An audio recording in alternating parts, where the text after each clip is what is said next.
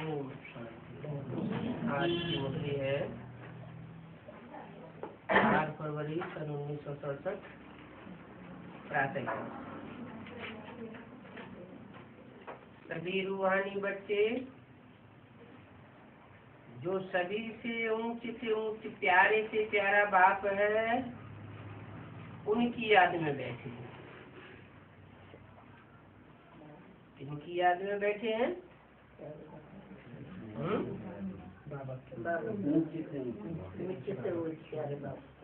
ऊंच प्यारे से प्यारा बाप है, उनकी याद में बैठे हैं। और उनकी करके दूर क्यों कर दिया है? आने वाले पाठ बोलने वाला तो बोल रहा है ब्रह्मा के तन में, फिर इनकी कहना चाहिए उनकी कहना चाहिए? क्यों? ये क्या बात? 67 की वाणी है ना। इसकी 7 में सुप्रीम कोर्ट शिव ने ब्रह्मा के तन में आके बोला कि जो ऊंचे से ऊंचे प्यारे से प्यारा बाप है, सब बच्चे उनकी याद में बैठे हैं। तो भविष्य के लिए इशारा किया या पास्ट के लिए या इशारा किया? भविष्य के लिए कैसे इशारा करेंगे? बैठे हैं। हाँ, उन्हीं तो बोला, लेकिन बैठे हैं, बैठेंगे नहीं बोला। क्या बोला? बैठे हैं। तो पास्ट वाले बाप की तरफ इशारा किया या भविष्य में आने वाले पास्ट की तरफ इशारा किया? भविष्य वाले बाबा को याद में बैठे, भविष्य वाले में पार्ट हो जाने वाले बाप के याद में बैठे हैं। माना क्या होता है? प्रेजेंट में होकर गए ना बाबा। हाँ, प्रेजेंट में होकर नहीं गए। हाँ, पास्ट में जो होकर गए हैं, हाँ, उस बाप की याद में बैठे हैं। पास्ट में भी तो पार्ट बजाया ना बाप ने, बीजारोपण का पार्ट बजाया ना। ये तुम बच्चे ही जानते हो, ये और कोई बच्चे इस बात को नहीं जानते। शिव बाबा जिनकी जयंती भी मनाई जाती है भारत में खास, उनकी याद में हम बैठे हैं। वो बाप ही स्वर्ग का रचयिता है। जिनकी जयंती भारत में मनाई जाती है, हर 5000 वर्ष बाद आकर के भारत को नरकवासी से अथवा भ्रष्टाचारी से, पावन श्रेष्ठाचारी अथवा आसुरी संप्रदाय से दैवी संप्रदाय बनाते। भारतवासियों को नरकवासियों से स्वर्गवासी बनाए रहे हैं। ऐसे नहीं कि सिर्फ भारत को नरकवासी कहेंगे। अभी तो सारी दुनिया नरकवासी है। सारी दुनिया पर रावण राज्य है। भारत ही नरकवासी है, जहाँ भगवान आते हैं।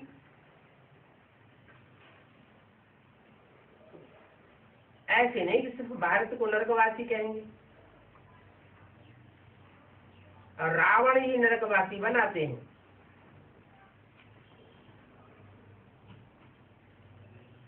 कब से बनाते हैं? द्वापर से, जहाँ द्वैतवादी द्वापर युग शुरू होता है। 2 मतें, 2 राज्य, 2 धर्म, 2 भाषाएं, फिर 2 में से 2 निकलते चले जाते हैं। तो जहाँ द्वैतवाद बढ़ता जाता है, वहां से रावण राज्य की शुरुआत होती है। भारत को ये रावण नरकवासी बनाते हैं और जिनको भारतवासी राम भी कहते हैं, परंतु उन राम को यथार्थ रीति न जानने के कारण त्रेता वाला राम समझ लेते हैं। वास्तव में उन त्रेता वाले राम की तो बात ही नहीं। यहाँ कोई राम सीता का राज्य हो नहीं सकता। कहाँ? यहाँ इस दुनिया में कोई राम सीता का राज्य हो ही नहीं सकता। पत्थर बुद्धि होने के कारण कुछ भी समझते नहीं है। बाप ही आकर बच्चों को समझाते हैं। अब सारी दुनिया को कैसे समझाया जाए? बाप अकेले आकर के समझाते तो हैं, लेकिन समझाना सिर्फ 2-4 को है या सारी दुनिया को? सारी दुनिया को कैसे समझाया जाए? अखबार वाले भी इन बातों को नहीं समझते। अखबार मीडिया है, चाहे तो अखबार वाले इन बातों को समझे तो सारी दुनिया में बात फैले, लेकिन अखबार वाले भी इन बातों को समझते नहीं है। बाबा ने दिल्ली वालों को लिखा है कि प्रेस कॉन्फ्रेंस मंगाओ। गवर्नमेंट की अपनी खास प्रेस होती है, उनको कहा जाता है सरकार का मुख। समझो रसिया को कुछ कहना होगा तो वहां के खास पेपर्स हैं गवर्नमेंट के, वो जो भी लिखेंगे तो समझेंगे ये गवर्नमेंट का डायरेक्शन है। अब तुम पांडव गवर्नमेंट की तो कोई प्रेस है नहीं।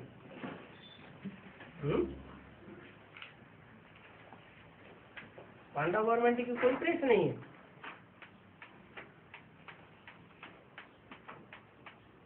जिस समय ये वाणी बोली जा रही है उस समय कोई प्रेस नहीं थी, और अभी उस समय तो कोई प्रेस नहीं थी, और अभी होगी। अभी तो वहाँ प्रेस है। माना जहाँ प्रेस है पांडव गवर्नमेंट की अपनी, तो उसे पांडव गवर्नमेंट नहीं कह सकते। इससे क्या साबित हुआ? तुम पांडव गवर्नमेंट की तो कोई प्रेस है नहीं, तो जब तक पांडव गवर्नमेंट की कोई प्रेस नहीं थी तो पांडव गवर्नमेंट थी, बाबा जी भी थे, तब तक कह सकते हैं कि पांडव गवर्नमेंट थी। और जब से प्रेस बनी तो उसे पांडव गवर्नमेंट नहीं कहेंगे। वो तो एक ही कांग्रेस गवर्नमेंट है जिनकी प्रेस है, जिनकी अपनी प्रेस है। वो कौन किसकी गवर्नमेंट हो गई? कांग्रेस गवर्नमेंट। जब कांग्रेस गवर्नमेंट शुरू हुई है तो वास्तव में पांडव गवर्नमेंट भी शुरू हुई है। कब से शुरू हुई कांग्रेस गवर्नमेंट? कौन से सन से? सन 47 से कांग्रेस गवर्नमेंट शुरू हुई। तो सन 47 से ही कराची से बाबा ने मुरली चलाना शुरू की और बच्चों ने सुनना शुरू की, तो वहां से पांडव गवर्नमेंट भी शुरू हुई है। क्योंकि ये प्रजा के ऊपर जो राज्य है वो बेकायदे राज्य है। बाप आकर के समझाते हैं भारतवासियों को, इन बातों का कुछ भी पता नहीं है। बल शिव जयंती मनाते हैं परंतु जानते कुछ भी नहीं है। उनको तो काना काना भीतर में ठोक दिया है। किनको? जिनकी शिव जयंती मनाते हैं। जयंती माना अंत में जिसकी जय जयकार होती है, और जय जयकार भी कब होती है? जब तक गुप्त रहता है तब तक जय जयकार नहीं होती है। जयंती उसी की मनाई जाती है जो गुप्त से प्रत्यक्ष होता है। जैसे बच्चा है ना, गर्भ में होता है तो गुप्त होता है, उसकी जयंती या जन्मदिन नहीं मनाया जाता, और जैसे ही बाहर आता है तो उसका जन्मदिन मनाया जाता है। तो ऐसे ही उनकी जयंती भारतवासी मनाते हैं।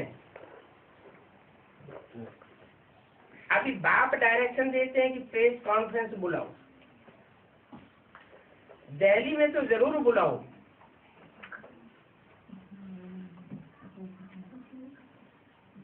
तुम्हारी गवर्नमेंट को तो प्रेस नहीं हो सकती। सतयुग में लक्ष्मी नारायण का राज्य था तो वहां तो कोई प्रेस आदि नहीं थी। अभी तो प्रेस ही आवाज करते हैं, तो सबके कान में आवाज आता है, तो उनको समझाना चाहिए।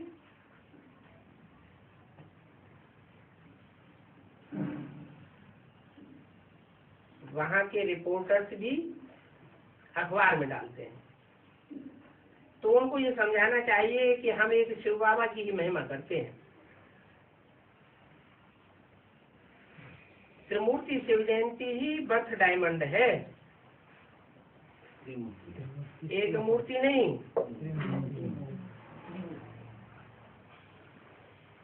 वो किसकी मूर्ति डालते हैं नोटों में? गांधी जी की मूर्ति डालते हैं। जो हद की कांग्रेस गवर्नमेंट है वो हद के गांधी जी की मूर्ति डालती है, और जो बेहद की कांग्रेस गवर्नमेंट है वो एक ब्रह्मा की, हाँ, जो बेहद के गांधी जी हैं उनकी मूर्ति डालती है। गांधी जी दोनों है। गांधी जी क्या कहते थे? राम राज्य आएगा, लेकिन राम राज्य कर नहीं सके, और ही रावण राज्य आ गया। गांधी जी लिए बाबा भी कहते हैं कि गांधी मरा, कहाँ जाके जन्म लिया? राजकोट में जन्म लिया। कोई साहूकार कांग्रेसी के यहाँ जन्म लिया होगा। तो बेहद के गांधी जी ने भी कहाँ जन्म लिया होगा? बेहद के राजाओं का कोट मन किला है। बेहद के राजाओं का किला कौन सा होता है? और बेहद के राजाएं कहाँ तैयार होते हैं? कौन तैयार करता है? कब तैयार होते हैं? दुनिया में जो भी राजाएं हुए हैं उनको राजाई का करिश्मा सिखाने वाला कौन? कब सिखाई? शिव बाबा ने सिखाई। तो वो राजकोट, राजाओं का वो किला कब तैयार होता है? आदि संगम युग में वो राजाओं का किला, राजाओं का कोट तैयार हुआ। कौन से सन की बात है?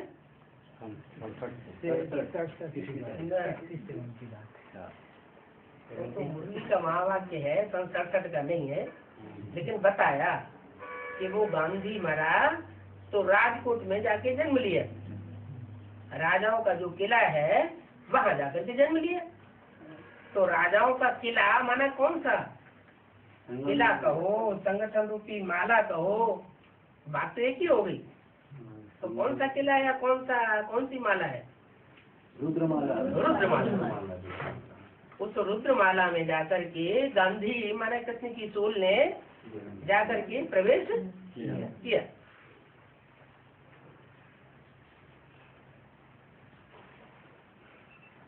तो वो तो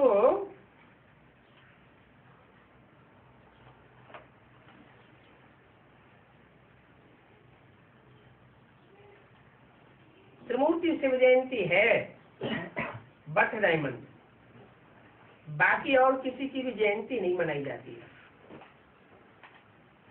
वो सब भरतनाट्य पहनी है, क्योंकि सबका दुपरता सुकरता तो एक ही बात है।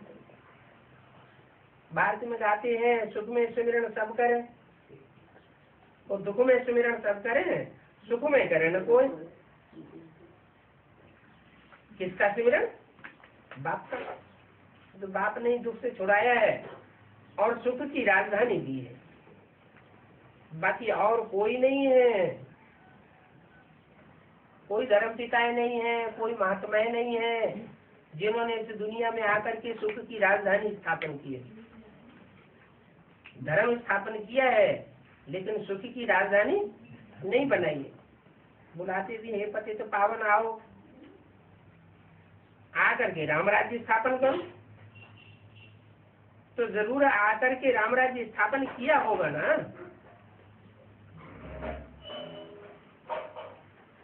ऐसे थोड़े ही कि गांधी जी की तरह शरीर छोड़ के चले जाए और रावण राज्य स्थापन न हो सके।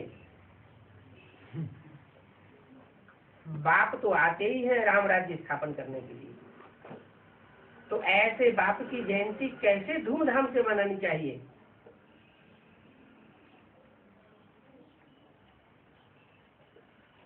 क्यों नहीं गजेटेड हॉलीडे करना चाहिए?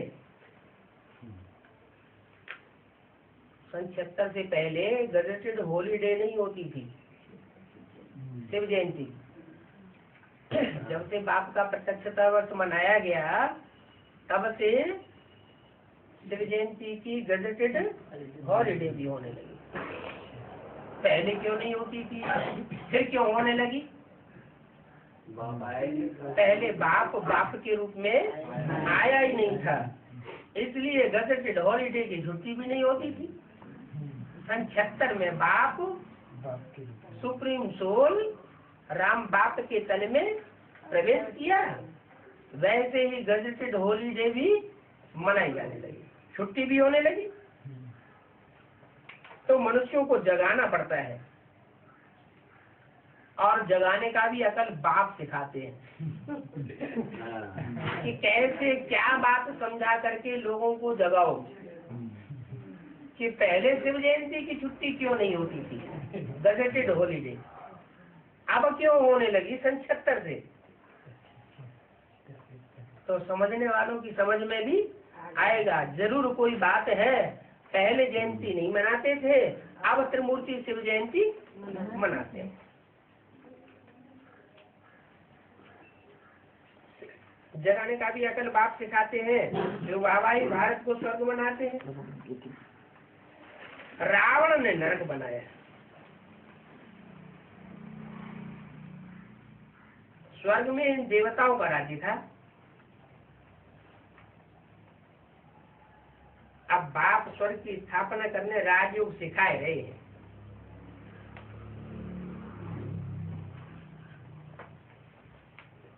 कृष्ण राजयोग नहीं सिखाते हैं।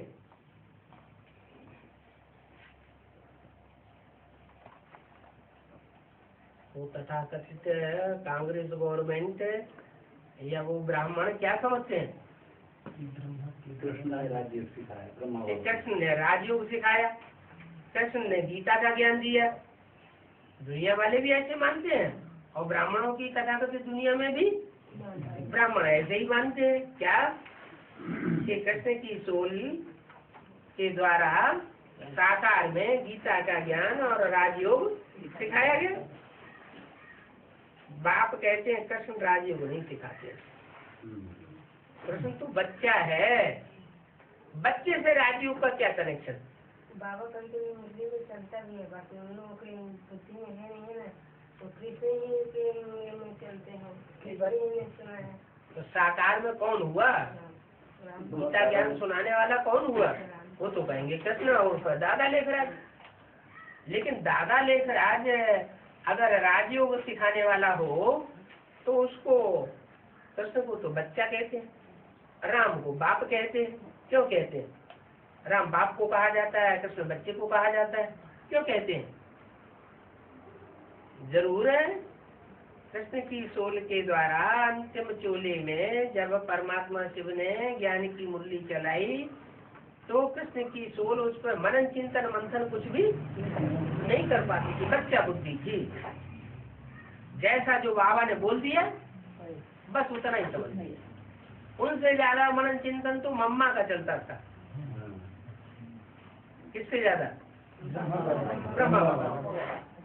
तो बच्चा बुद्धि हुआ ना, तो कृष्ण को बाबा बच्चा बुद्धि कहते हैं। बच्चा बुद्धि माना बच्चे के रूप में उनका ज्यादा गायन है। कृष्ण के चित्र भी जो गाय पूजे जाते हैं वो ज्यादातर मंदिरों में किस रूप में गायन पूजन होता है? बच्चे के रूप में होता है।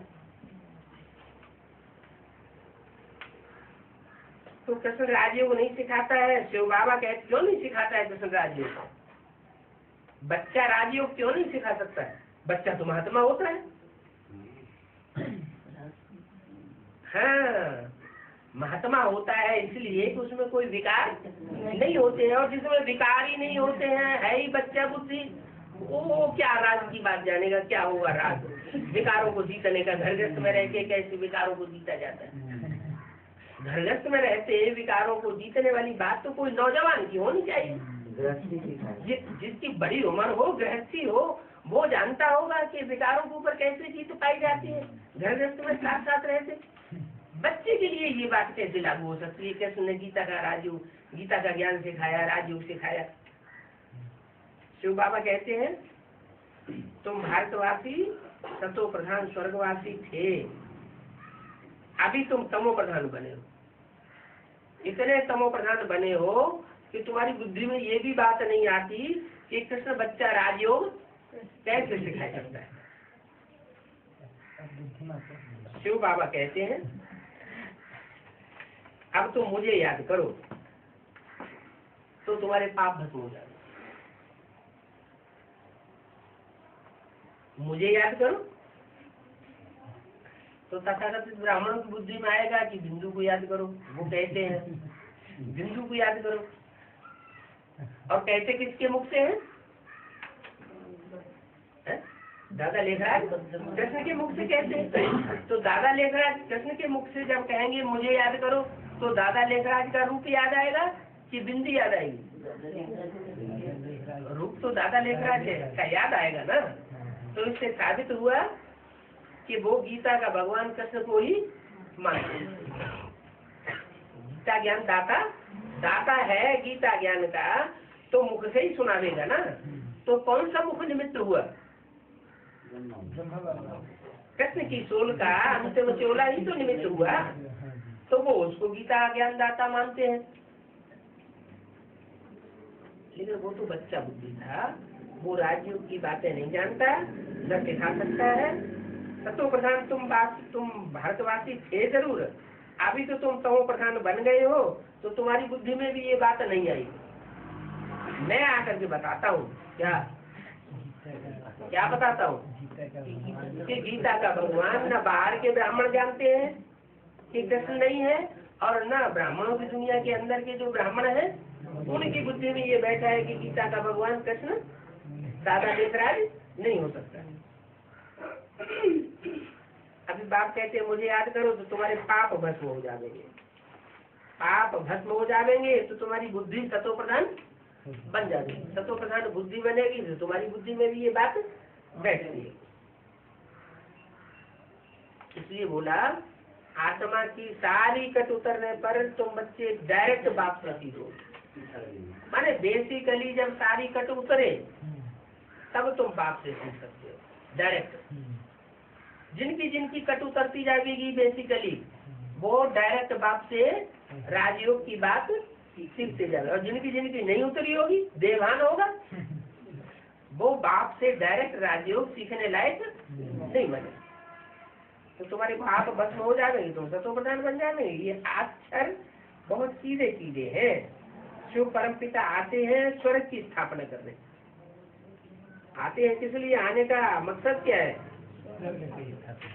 तो क्या गाय बजाए के ऐसे ही मुख का गल्ला बजा के चला जाएगा? और भी जितने आए महापुरुष धर्म पिता हैं, धर्म नेता हैं, वो भी मुख का गल्ला बजा बजा के चले गए।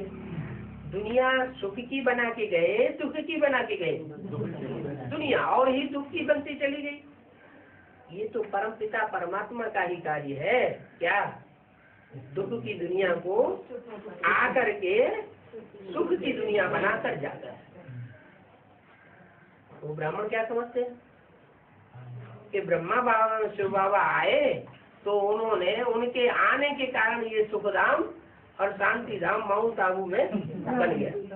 ये हमारे लिए सुख की दुनिया बन गई। जैसे आज की गवर्नमेंट समझती है कि नई दिल्ली में ये जो बड़े बड़े महलवानियां कारियां बनाई दिए हैं, वहाँ संसद भवन बन गया है, वहाँ हमारा चुनाव होकर हम गद्दी पे बैठ गए, ये हमारे लिए राम राज्य है।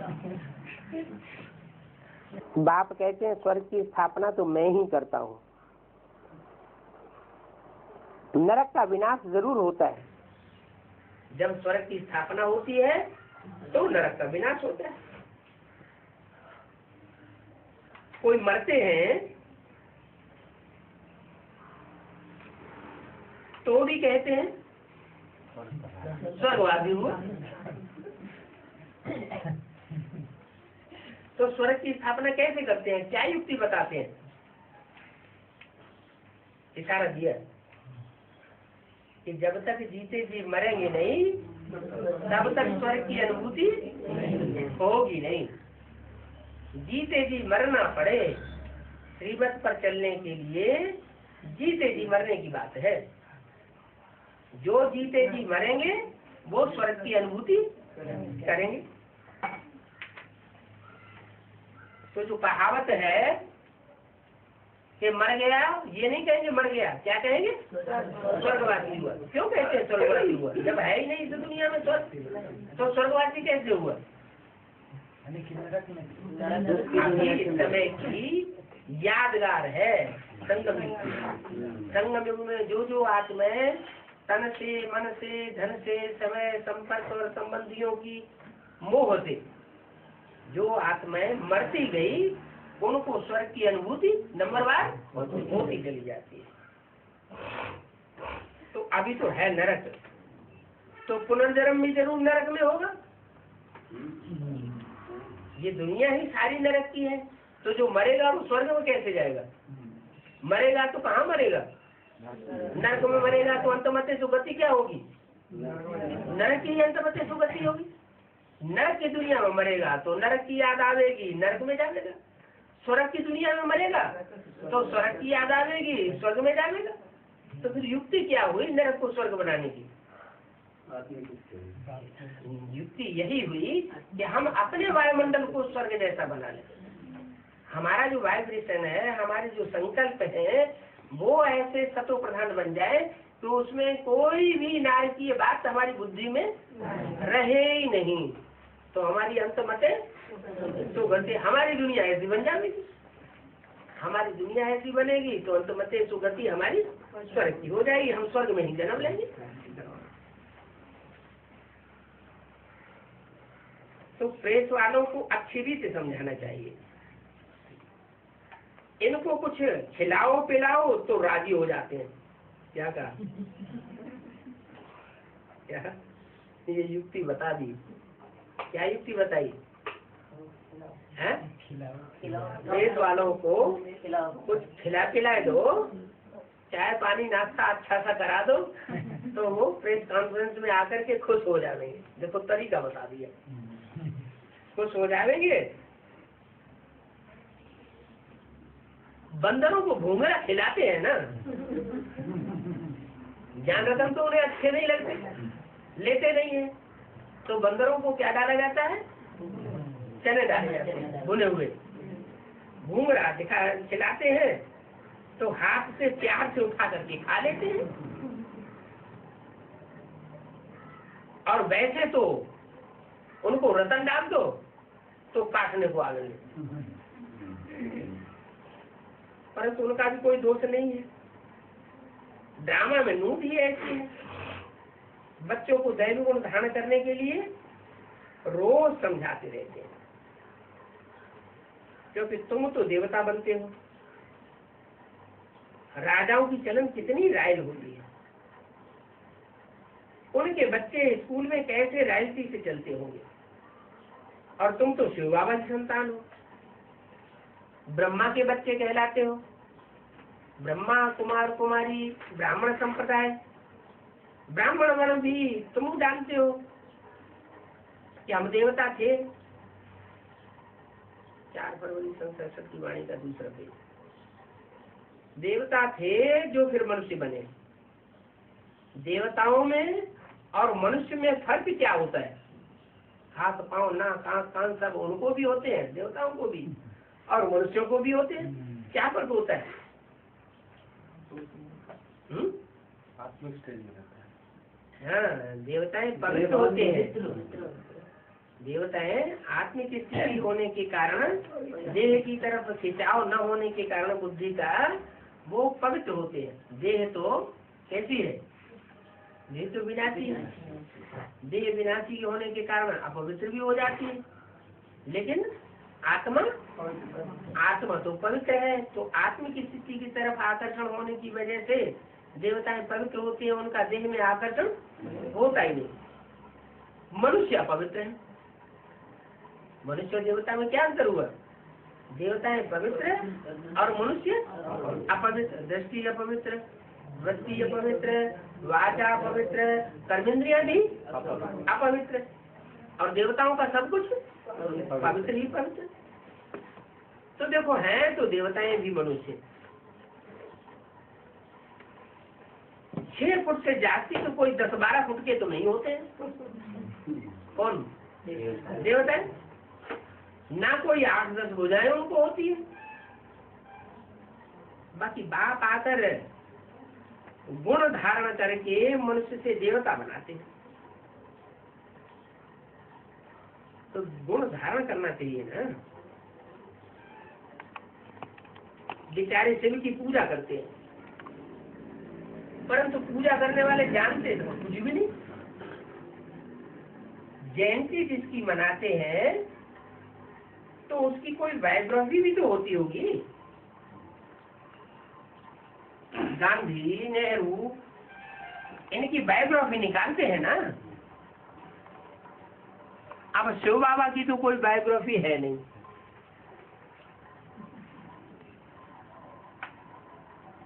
शिव बाबा खुद बैठ करके बताते हैं कि मैं क्या करता हूँ। तुम महिमा भी गाते हो, शिवाय नमः। अब शिव को ब्रह्मा तो नहीं कहेंगे।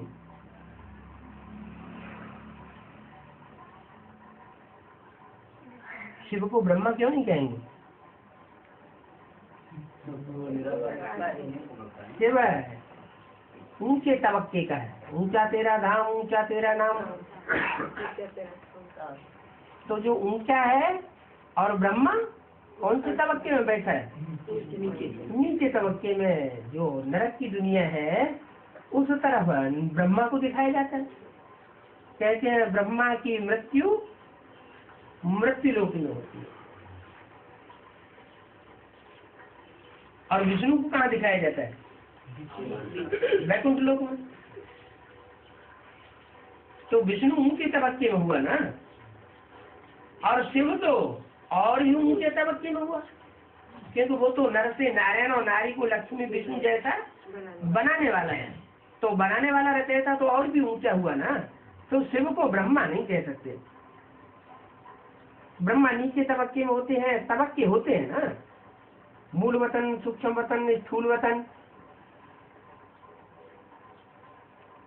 तो ये कि मंजिला है तो क्या है? हाँ, ये 3 मूर्तियों की रहने की जगह है। वो 3 मंजिला इमारत है। सबसे नीची मंजिल में ब्रह्मा, नीची मंजिल में विष्णु, और सबसे ऊंची में शिव। शिव, शंकर, भोले। इसका मतलब ये हुआ कि मृत्युलोक की तरफ जो प्रतिनिधि बैठा हुआ है वो हुआ ब्रह्मा, और सुख की दुनिया की ओर जो प्रतिनिधि बैठा हुआ है वो हुआ विष्णु, और शांति धाम की ओर जो बैठा हुआ है वो हुआ शिव। शिव शंकर भोलेनाथ जिसे कहते हैं। शांति देवा भी कहा जाता है। देवताओं में बड़ा देवता कहा जाता है। ब्रह्मा से भी बड़ा, विष्णु से भी बड़ा देव देव महादेव कहा जाता है। तो तबक्के तो है ना। ये है बेहद के फ्लैट। ऊंचे से ऊंचे फ्लैट में रहते हैं शिव बाबा। शिव बाबा और शिव बाबा के जो बच्चे हैं रुद्रमाला के, वो कहाँ रहते हैं? ऊंचे से ऊंचे फ्लैट में रहते हैं। शिव बाबा और सब आत्माओं की यादगार ही तो है रुद्रमाला। तो जो भी आत्मा बनने वाले बच्चे हैं वो सब ऊंचे तबक्के में रहते हैं। सेकंड फ्लोर में है सूक्ष्म वतन।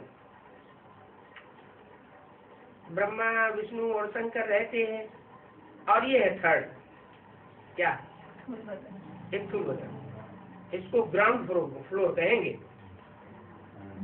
बस यही 3 फ्लोर है, और कोई फ्लोर होता नहीं है। फर्स्ट फ्लोर में सूरज चांद नहीं रहते।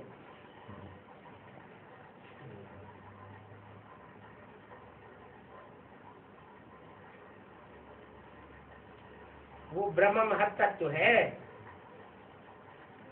वहाँ सूरज चांद नहीं रहते हैं, लेकिन आत्मा रहती है। वेद की बातें हैं, इन बातों को दुनिया वाले तो नहीं समझते। वो तो ब्रह्म को ही भगवान कह देते हैं। किसको? है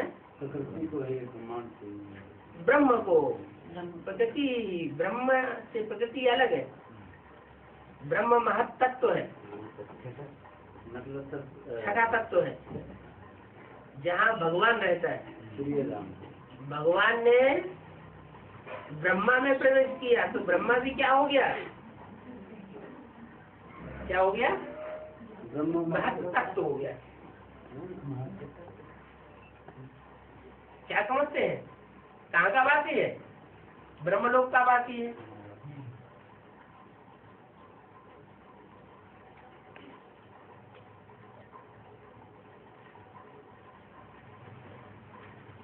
तो वो साधु सन्यासी ब्रह्म महत्तत्व को ही भगवान समझ लेते हैं। ब्रह्म तत्व को भगवान समझ लेते। तत्व जड़ होता है, ये चैतन्य होता है। वो तो जड़त्वमयी चीज है। जो रहने का स्थान है वो है जड़त्वमयी, और जड़त्वमयी को भगवान समझ लेते हैं। तो साधु सन्यासी शून्य में चले जाते हैं। और तुम किसको याद करते हो? तुम चैतन्य को याद करते हो या जड़ को याद करते हो? तुम तो चैतन्य को याद करते हो। वो ब्रह्म को ही भगवान कह देते हैं। वो माने कौन? दुनिया वाले ही या ब्राह्मणों की दुनिया वाले ही? ब्राह्मणों की दुनिया वाले भी ब्रह्मा को ही भगवान कह देते हैं। ये बाप बैठ समझाते हैं मूल वतन, सूक्ष्म वतन और स्थूल वतन। सूक्ष्म वतन में है ब्रह्मा विष्णु शंकर। कहानी सारी ब्रह्मा और विष्णु की है। ब्रह्मा और विष्णु। हाँ, शंकर की कोई कहानी वो क्या करता है? शंकर कुछ करता है क्या? है? वो तो कुछ भी नहीं करता। याद करना कोई काम होता है क्या? है? क्या काम है? हाथ पाँव का काम है कुछ? आँख का कोई काम है? न हाथ पाँव का काम है, न कर्मेंद्रियों का काम है। ऐसे ही बैठा रहता है। ब्रह्मा से विष्णु, विष्णु से ब्रह्मा। विष्णु राज्य करके 84 जन्मों के बाद फिर आकर के ब्रह्मा बनते हैं। ये ब्रह्मा नाम भी इन पर बाप रखते हैं। इन पर ये ब्रह्मा नाम भी आकर के बाप इन पर रखते हैं। इन पर माने किन पर? क्यों? राम के ऊपर ब्रह्मा का नाम नहीं है? वो प्रजापिता ब्रह्मा है और वो सिर्फ ब्रह्मा है। इन पर बाप रखते हैं ब्रह्मा नाम। ये ब्रह्मा नाम इन पर बाप रखते हैं। कौन से बाप? शिव बाप। शिव बाप इन पर माने राम और कृष्ण पर आकर के ब्रह्मा नाम रखते हैं। चित्रों में भी तुम दिखाते हो। देखो ये नीचे ब्रह्मा खड़ा है, अंतिम 84वें जन्म में है। ब्रह्मा जो विष्णु लक्ष्मी नारायण बनते हैं, विष्णु जो ब्रह्मा, सारा इनका ही पार्ट है। तो इस एक ही दुनिया में 3 फ्लैट्स हैं, बेहद की फ्लैट्स हैं। ब्रह्मापुरी, विष्णुपुरी और शंकरपुरी। और तो कुछ नीचे है नहीं। नीचे तो पानी ही पानी है। ये भी बना बनाया खेल है। समुद्र का पानी खारा और धरती को खोदो तो पानी मीठा निकलेगा। ये क्या बात हुई? धरती माना धरणी, धरणी की खुदाई करे हैं। धरती माना कन्या माता है तो मीठा पानी निकलता है। और समंदर जो है वो खारा है। कहीं कहीं समुद्र मीठा भी होता है, कहीं कहीं, ज्यादा नहीं। जैसे गल्फस्ट्रीम धारा है गर्म पानी की, तो मीठा पानी है। समुद्र के नीचे भी फिर पानी मीठा निकलेगा। क्या कहा? अगर समंदर की गहराई में जाएंगे तो पानी मीठा। समुद्र के बाजू में कुआं खेत खोदते हैं तो फिर मीठा पानी निकलता है।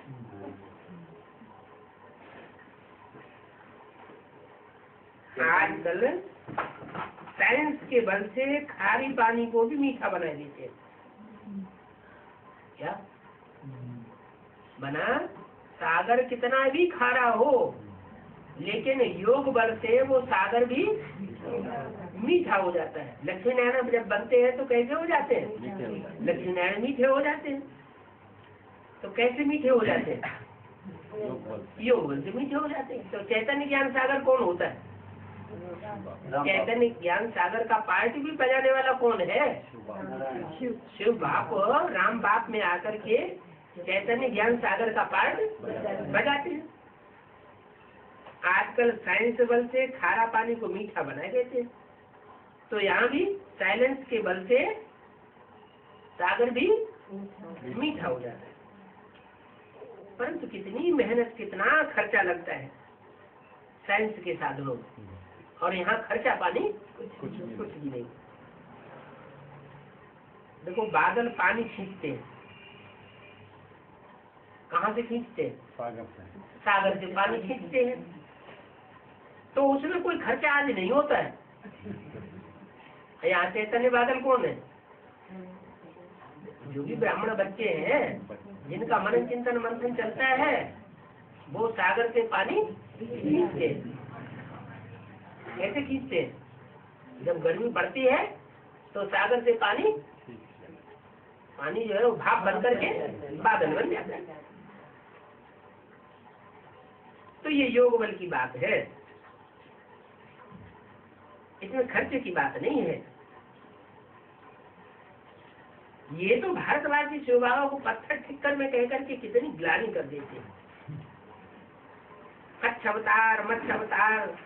मनुष्यों को तो ऐसे गाली नहीं देते, और भगवान को कच्छ मत्स्य में व्यापक बता देते हैं। मनुष्यों के लिए 84 लाख जन्म कहना।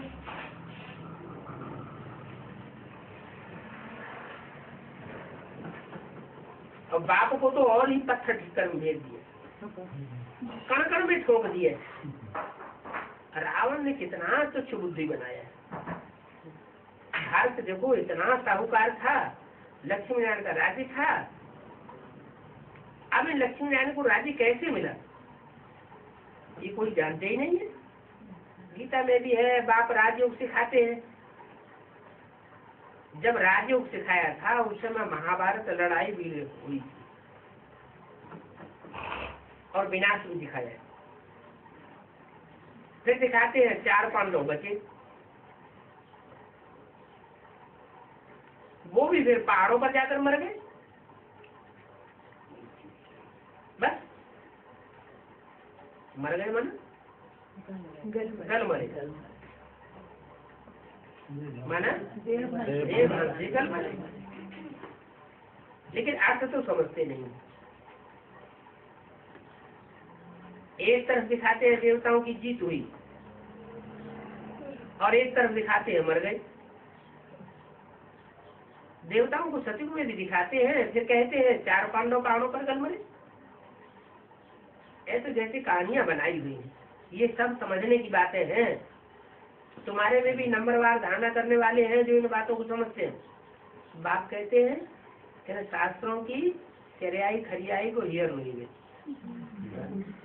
कई फिर समझते हैं ज्ञान न सुनो न सुनाओ, हम नहीं बाप को याद करेंगे। ज्ञान नहीं है तो फिर ईवल बातें ही करते हैं, इसलिए पद ही बहुत कम पाते हैं। हम कहेंगे तुम्हारा पुरुषार्थ ही ऐसा है। जो अब बच्चों को शिव जयंती की बात को जोर शोर से उठाना है, तो ये तुम्हारा काम है ना। तुमको कोई भूख हड़ताल व लड़ाई झगड़ा आज नहीं करना है, नहीं करना है।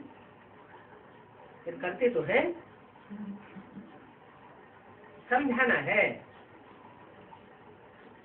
कि तुम और तो सबकी जयंतियां मनाते हो, छुट्टी करते हो, ये तो शिव बाबा है ना। ये सिर्फ भारत की ही नहीं बल्कि सारी सृष्टि के सब धर्मों के मनुष्य मात्र का सबसे ज्यादा लिबरेटर गाइड है। तो उनकी तो जयंती बहुत अच्छी रीति मनानी चाहिए। बाप श्रीमत देते रहते ऐसे ऐसे करो, इसमें तुम्हारा बहुत नाम होगा। शिव बाबा कब आते हैं ये भी किसी को पता नहीं। कब आते हैं किसी को पता नहीं हो, तुमको तो पता है कब आते हैं। संगम में तो 100 साल होते हैं।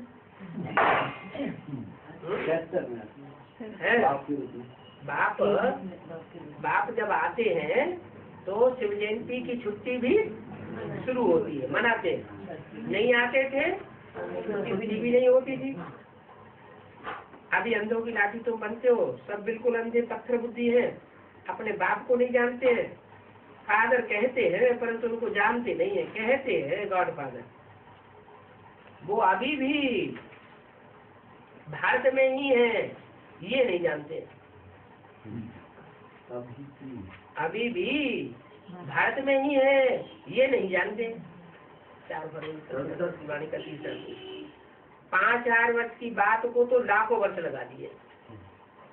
बाप आकर रचयिता और रचना के आत्मजंत का राज बताते हैं। 84 जन्मों की सीढ़ी जो उतरनी होती है और चढ़नी होती है, उन्होंने तो कितने जन्म दिखाई दिए। चढ़ती कला फिर सेकंड में गाया जाता है, तो चढ़ती कला सेकंड में गाई जाती है। ये भी बाप ने समझाया, जो जो भी सेकंड पास होता है कल पहले मुआफिक पास होता है, माना। चढ़ती कला तो ब्रह्मा के लिए कितना टाइम देते हैं? 1 सेकंड। तो ब्राह्मणों के लिए भी कितना टाइम देंगे? 1 सेकंड ऊपर चढ़ जाएंगे है? क्यों नहीं चढ़ जाएंगे? जब ब्रह्मा की 1 सेकंड में दुर्गति से सदगति होती है तो ब्राह्मण बच्चों की नहीं हो सकती। पूरी दुर्गति का ग्रहण लगने के बाद फिर होती है पूरी सदगति, माना। अभी शूटिंग पीरियड में अभी दुर्गति चल रही है या सदगति चल रही है? सदगति चल रही है? नहीं, जब बेसिक में अथवा एडवांस में शुरुआत में आए थे तो अवस्था कैसी थी और अब अवस्था कैसी है? अब बुद्धि जामड़ी होती जा रही है, अवस्था अच्छी होती जा रही है। अवस्था डाउन होती रही। पहले अवस्था कैसी थी जब शुरुआत में एडवांस में आए थे? तो 4 अवस्थाओं से शूटिंग पीरियड में भी ब्राह्मणों को गुजरना होता है? अभी बृहस्पति की दशा नहीं लगी है। जब 100% बृहस्पति की दशा लगेगी तो फिर और कोई दशाएं हमारे ऊपर आकर नहीं डाल सकेगी। अभी क्या होता है, दूसरों का असर पड़ जाता है। तो 1 सेकंड में चढ़ती कला लगाई जाती है। ये भी बाप ने समझाया है, जो भी सेकंड पास होता है कल पहले मुआफिक 1 सेकंड नहीं मिलता है दूसरे से। ड्रामा की सीन रिपीट होती रहती है, ड्रामा की फिल्म रिपीट होती है, फिर उसको ट्रांसफर करते हो तो देखते हो कि बाप भी इस बेहद की फिल्म को कैसे ट्रांसफर करते हैं। अभी तुम समझते हो, तुमको ऐसे बाप को अच्छी रीति याद करना है। कैसे बाप को? जो बेहद की फिल्म को ट्रांसफर करने वाला है। याद नहीं करेंगे तो विकर्म विनाश नहीं होंगे।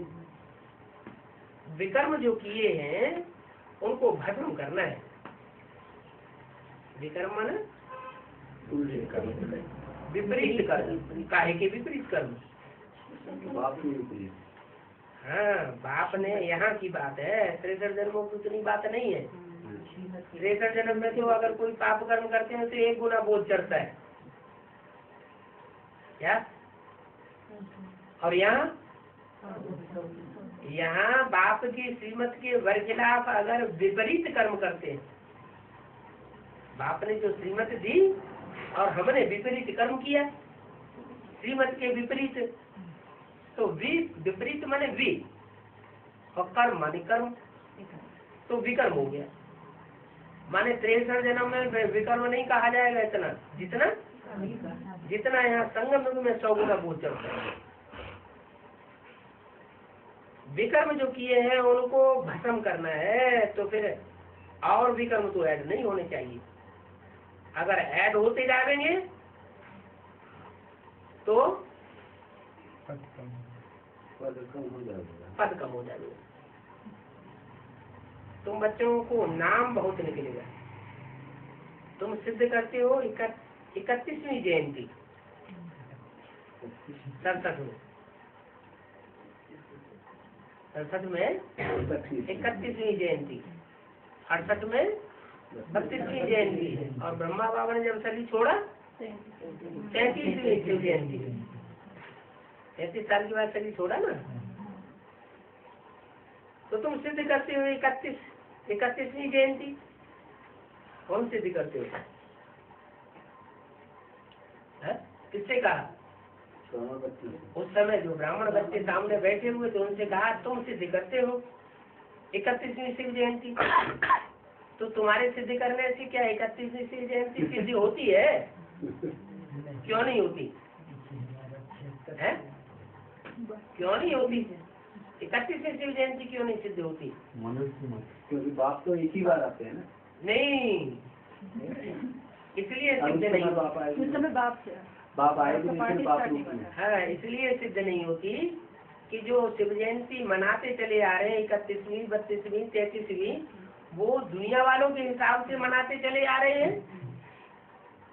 शिव जयंती का दिन किसने निश्चित किया? भक्ति मार्ग वालों ने निश्चित किया, और वो भक्ति मार्ग वालों की तरह हम भी उसी दिन शिव जयंती मना रहे हैं। तो सिद्ध कहाँ होती है? असली रूप में सिद्ध तो तब हो जब तीनों मूर्तियां प्रत्यक्ष हो जाए। तो तुम सिद्ध करते 31वीं शिव जयंती। रचयिता खुद ही अपना और रचना का नॉलेज देंगे या तुम बतावेंगे? मनुष्य मात्र तो न रचयिता को जानते हैं न रचना को जानते हैं, तो जरूर रचयिता ही नॉलेज देंगे ना। तुम पुरुषार्थ द्वारा ये सब कुछ समझ रहे हैं, परंतु वो पत्थर बुद्धि ऐसे हैं जो कुछ भी नहीं समझते हैं। देवी देवता धर्म कह देते हैं। हिंदू तो कोई धर्म नहीं है, देवताएं हैं पवित्र, रावण राज्य में अपवित्र बनने के कारण फिर अपने आप को हिंदू कहलाते हैं, देवता नहीं कहला सकते। वास्तव में हिंदू कोई धर्म नहीं है। फिर ये नाम कैसे पड़ गया? देवताएं जब कन्वर्ट होकर वापस आए तब देवताएं जब नीचे गिरे तो अपन को हिंदू क्यों कहलाना शुरू कर दिया?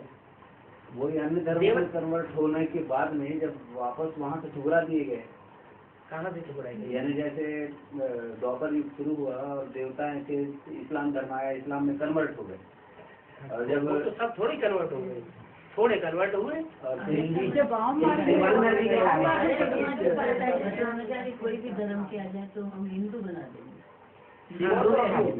हिंदू के कारण हिंदू का नहीं, ये जो नाम रखा गया है हिंदू, वो हमने अपने आप रखा है या कोई दूसरे ने नाम रखा है?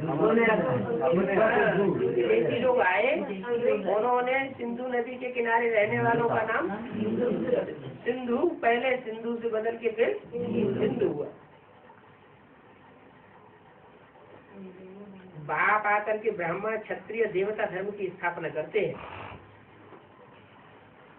हिंदू धर्म की स्थापना नहीं करते हैं। ब्राह्मण बनाते हैं, और ब्राह्मणों की जब परीक्षा होती है तो उनमें कोई फेल होते हैं और कोई पास होते हैं। जो पास होते हैं तो देवता बनते हैं, जो फेल होते हैं वो क्षत्रिय। शिव बाबा ने ही ब्राह्मण धर्म स्थापन किया है। ब्राह्मण ही सूर्यवंशी चंद्रवंशी बनते हैं। क्या कहा? नौपुरी के ब्राह्मण नहीं बनते हैं? सूर्यवंशी चंद्रवंशी ही बनते हैं। नौकरियों पे भी तो बनते हैं, लेकिन वो पक्के ब्राह्मण नहीं होते। ये सूर्यवंशी चंद्रवंशियों की है अभी गीता। तुम कहते हो हम बाप से राजयोग सीख रहे हैं, क्या तुम क्या कहते हो? हम बाप से डायरेक्ट राजयोग सीख रहे हैं। और वो क्या कहते हैं वो ब्राह्मण? हमको बाप ने कभी आकर के राजयोग सिखाया था, अब जिनको सिखाया था उनसे हम सीख रहे हैं। हम तुमको सिखा रहे हैं। तुम कहते हो हम डायरेक्ट बाप से सीख रहे हैं। बाप के सिवाय और कोई राजयोग सिखा भी नहीं सकता। फिर भी समझते थोड़ा ही है, बाहर निकलते हो खलास। कितने पत्थर बुद्धि हैं, बाप सब बातें समझाते रहते हैं। दिल्ली वालों के लिए समझाया, बाप तो देखो बहुत लवली है, सबसे मीठा है, और तो सब पुरुषार्थी है, वो तो संपूर्ण है ना। तो जो संपूर्ण है उनको कितना याद करना चाहिए। वाह बाबा, हमको कितना ऊंचा वर्षा आकर के देते हो, हमारा कितना खुश नसीब है। नाटक में जिनका पार्ट होता है वो चलते फिरते क्या अपने पार्ट को नहीं समझते होंगे? वो तो सारे ड्रामा को जानते हैं। फलाने का ये पार्ट है, उनका ये पार्ट है। वो तो होता है हद का ड्रामा, और ये है बेहद का ड्रामा। तो बेहद के ड्रामा में तुम जो एक्टर्स हो, तुमको अपने पार्ट की जानकारी नहीं होनी चाहिए क्या? होनी चाहिए। तुम अभी ब्रह्मा मुखवंशावली ब्राह्मण हो, श्रीमत पर भारत को सिखाते हो कि शिव बाबा को याद करो तो विक्रम भस्म होंगे। जो इस धर्म का होगा उनको झट टच होगा।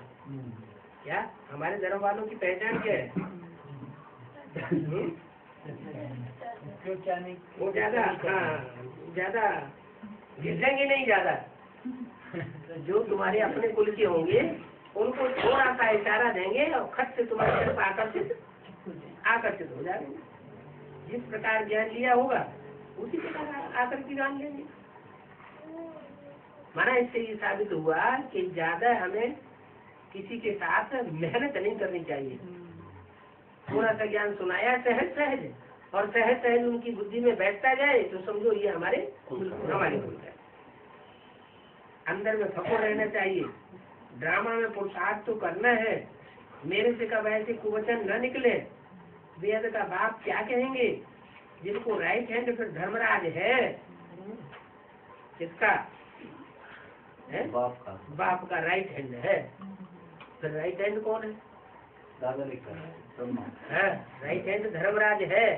राइट हैंड में कौन बैठा है? कहाँ बैठा है? ब्रह्मा बाबा बैठे हैं। मूर्ति के चित्र में जो बाप का पार्ट है, बाप का पार्ट है तो पार्टधारी तो साकारी होगा, है? जैसे सबूती में बोला कि बैठ कर समझाओ, ये तुम्हारा बाप और ये है दादा। तो कौन है बाप और कौन है दादा? बिंदु को तो नहीं कहेंगे दादा या बाप। मूर्ति के चित्र में बैठ समझाओ, ऐसे बोला तो कौन बाप हुआ? शंकर के रूप में हुआ बाप और ब्रह्मा के रूप में हुआ दादा। तो बोला बेहद का बाप क्या कहेंगे? जिनका राइट हैंड फिर धर्मराज है। बाप जो पार्टधारी है, उस बाप पार्टधारी का राइट हैंड धर्मराज बाजू में बैठा हुआ है।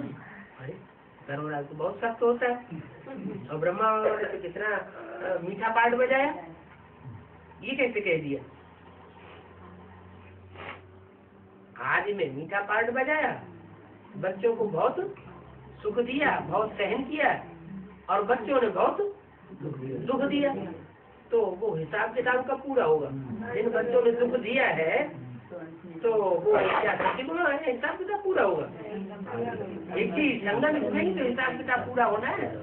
तो जिस आत्मा ने इतना प्यार दिया, इतना सहन किया, वो फिर आत्मा सहन कराने के भी निमित्त है। फिर ट्रिब्यूनल में सजाएं खावेंगे, ब्राह्मण बच्चों की बात है, कोई तो फौरन लिखते हैं हमसे ये भूल हुई। बाबा के पास समाचार सब आते हैं, बहुत आसान है किसी को समझाना। बाबा हर 5000 वर्ष बाद भारत को आकर के स्वर्ग बनाते। रावण नरक बनाया, बाप कहते हैं योग बल से ही, और योग बल की यात्रा से तो 100% बन सकते हो। लिखने करने को भी बहुत युक्ति चाहिए। संजय लिखने की युक्ति जानते हैं। कौन? जगदीश भाई को नाम दिया संजय। संजय का वेद का अर्थ क्या हुआ? संपूर्ण जिसकी जीत होगी, जिसमें जिसकी संपूर्ण अंत में जीत हो जाए वो हुआ संजय। तो ये मुख्य है ना। कौन? जगदीश की तरफ इशारा किया, ये संजय मुख्य है ना। तो मुख्य कौन है? मुख्य हद का जगदीश है कि बेहद का जगदीश है? मुख्य पाठधारी तो वो है, उनका अपना फर्ज अदा करना है, उनको अपना फर्ज अदा करना है, गवर्नमेंट को सुजाग करना है। ये सुजाग हो जावे तो फिर ब्रह्म कुमार की सर्विस हो जाएगी। परंतु शायद अभी देरी है क्या, और सुजाग होते होते शरीर भी छोड़ गए।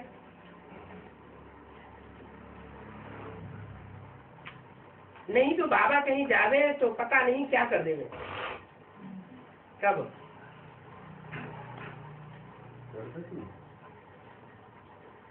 अगर सुझाव हो जावे गवर्नमेंट तो बाबा अगर कहीं जावे तो पता नहीं क्या कर देंगे। एक दिन होगा जो नीचे आबू रोड से लेकर के यहाँ तक, कहाँ तक, माउंट आबू तक सारी लाइन में खड़े रहेंगे। परंतु अभी देरी है। बड़े आदमी कहीं बाहर निकलते हैं तो कितना भवका हो जाता है, कितने जाते हैं उनको देखने के लिए। राष्ट्रपति आवेगा तो कितनी भीड़ लगती है। तुम मनुष्य देखो कितने धक्के खाते हैं। राष्ट्रपति को देखने के लिए मनुष्य कितने धक्के खाते हैं। अभी तुमको थोड़ी दिल होगी उनको देखने की।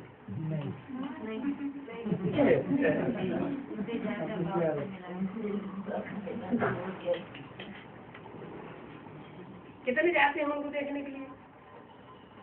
ब्राह्मण कुलभूषण नूरी रतन सुदर्शन चक्रधारी मोस्ट लवली सिकिल्ले बच्चों को वेद के बाप सती की दुनिया के लिए कहता, नरकवासी स्वर्गवासी बनाने वाले, ड्रामा की आत्मजंत की नारी देने वाले, बंदरों को मंदिर बनाने वाले, माता पिता बेहद के बाप दादा का याद लंबे लंबे टाइटल दे दिए बिलाई वालों।